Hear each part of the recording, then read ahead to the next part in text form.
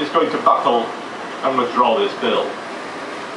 Most commentators and political analysts believe it to be unlikely in the extreme. Well, within an hour, the doctors were debating whether they should call for the bill to be withdrawn. And we've heard some firebrand speeches here today, but also some more moderate voices.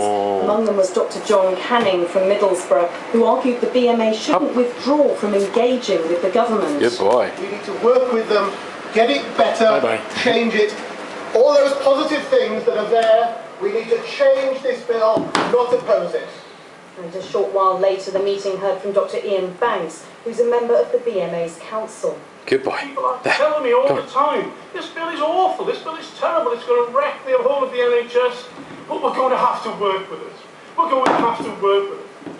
Now listen, if somebody's trying to strangle you, okay, there's only so long you can say, would you mind using one hand Go on, goodbye. rather than two?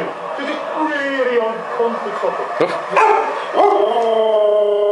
The motion to call Good boy. for the bill to be withdrawn Go on. was carried, though it Just eat it. Come on. carried. Go on. In the It's yours. past few minutes, the BMA meeting backed away It's yours. from Go on, opposing eat it. the bill in its entirety. So where does this leave things?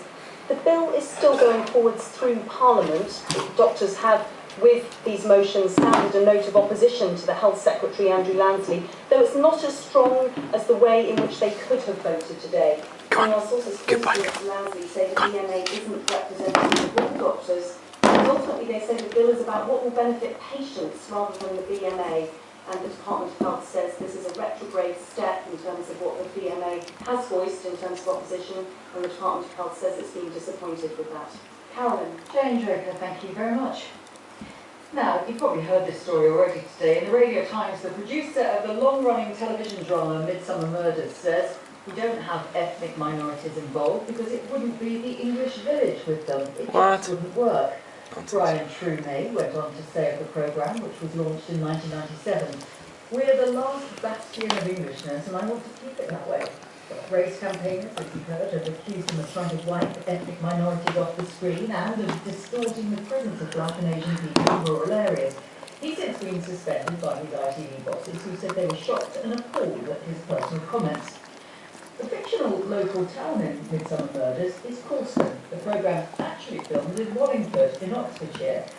So we asked the town clerk there, Andrew Rogers, what he thought. We have a resident ethnic minority. They're good.